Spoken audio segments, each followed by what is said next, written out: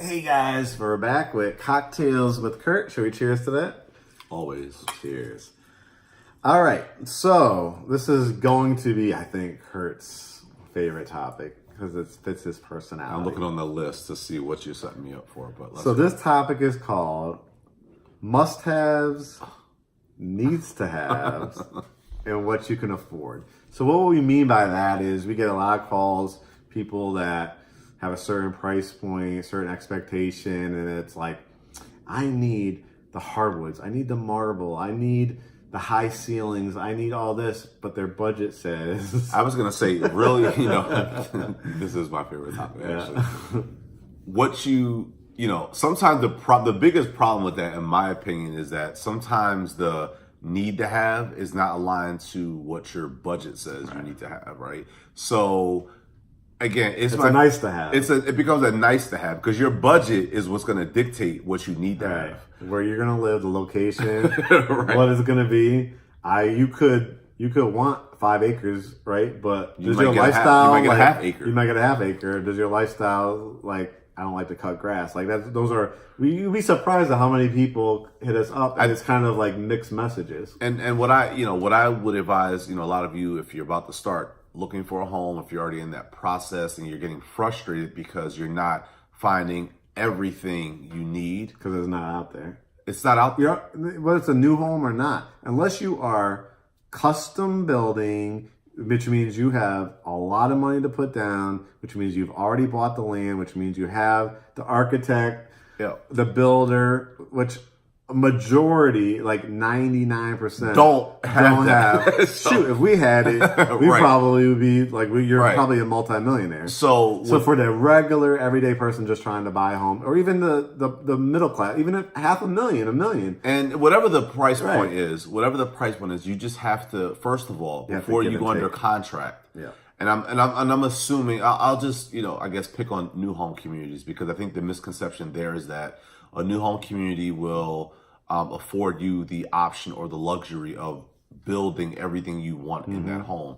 And that's not how it works. I think that actually, I'll get back to this topic, but I think that kind of plays off of this one. So typically speaking, in new home communities, they have, a series of, 4 to 7 floor plans for you to choose from. Within those 4 to 7 floor plans, and that number will vary depending on the community and the builder, but within that number of floor plans, they have also a number of options. So in terms of their kitchen finishes, there's usually a design center where you get to pick between 4 different colors. So it kind of goes like that. So where the diversity is, like, you might have picked if they have white granite available, but you might have picked brown granite or whatever the color combination is, but within, you guys had the same options between the selections, right? So, but you were limited to what you. But you're limited to what that builder's offerings are. I think that we could even tie it back to when we were looking at houses. Like maybe we wanted a bigger pantry, right? Or we wanted hardwoods throughout the house. Well, the bottom line is the upgrade to the whole house was probably going to add another $10,000, $12,000 to the price of the house. But it had probably about 90%, 85% of what we really wanted. And what you have to do is, and so there's ways of thinking about it. So if you're going to a new home community, typically the reason that there's limits on what the builder will approve in terms of upgrades, they kind of limit it to the selections because that home has already secured or been guaranteed an appraised value based on the specifications that builder said, I'm building this home to include these options. When they bought that lot, they probably have already had an appraisal done to say for this square footage, this is what I can do. And then they're also, if it's a mass builder, they're buying things in bulk. That's how they're keeping their prices down. So what happens is, and I'm just, kind of giving a little background. So what happens is, if you decide that, instead of engineered hardwood floors, I want bamboo floors. Now what happens is if that builder says, fine, I will do that, he's now not paying the same wholesale or whatever price he paid to do the engineer floors. He now has to probably pay more. It's going to be passed down. Which then gets passed down to you, which then gets built into the price of the home. But what happens is that builder can no longer guarantee that the home is going to appraise at the value based on the new upgraded finishes that you may have selected. So why am I going through all that? Because I think that's the difference between a want and a need. That's the difference between a want and a need. So what happens is if you're the and what you can afford, right? If you're the kind of buyer that you want to pick out every single spec from the color to everything, and you don't want to be limited or bogged down by options. You just want to pick her.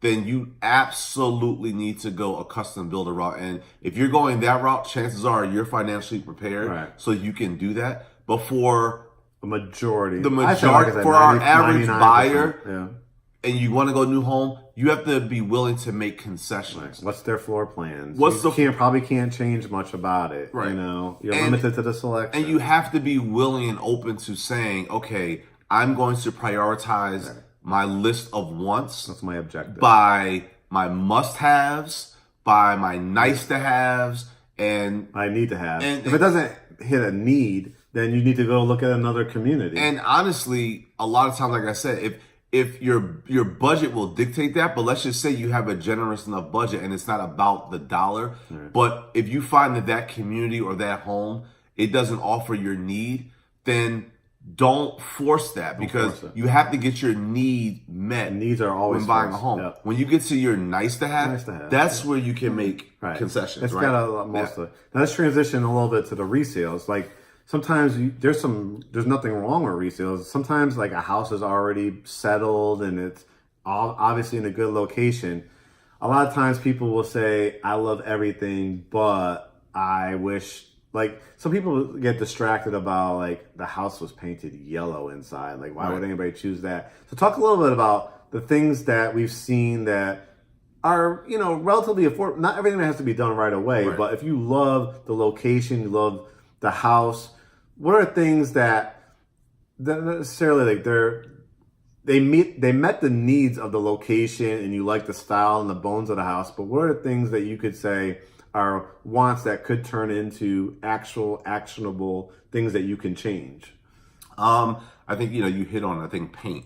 If you see a house, you should paint it your color. That's a part about making it your own. Right. I think doors, right? Doors. Barn doors are really popular now. While it can get pricey, even carpeting, even flooring. You feel like we're going through that now. Yeah. We've been in this house for 7 years. We want to change the look of some of the things. Yeah. So I think 5 years. There are things that, cosmetically, you're buying a home. You're not renting a home. So the goal and the plan is you're going to be in that home for a while. So you don't have to get or, do everything all at once, because there's actually, and I will tell you from all the stuff that we've done to our own home, it's actually not fun doing it all at once because trends change. I think we get the itch. I know my personality is like, I'm already talking. We've only had like our furniture for about a year and a half. You always get the itch to spend money on the house. And he kind of like will pop, what about if we paint this room white, or what if we paint this room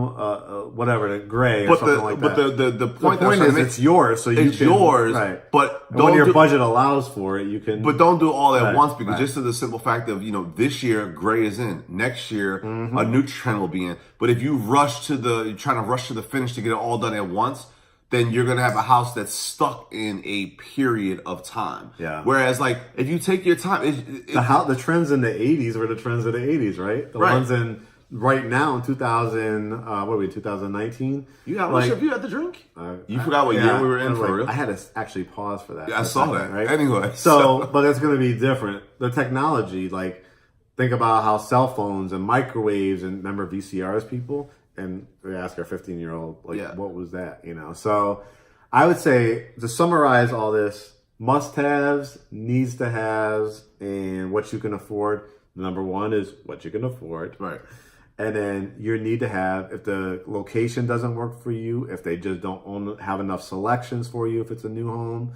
If it doesn't meet the need, keep on looking. But the wants are things that you can kind of... You can make concessions on. You can say... I can get this later. I don't need it now. And I think that's where a lot of people get caught up and not going into the process, thinking about those things differently and putting priority around them separately. Yeah. So that's that topic, guys. We're running out of time. Wants, needs, and what you can afford. Think about it as you're starting this home buying process. On to the next one. All right. Toast.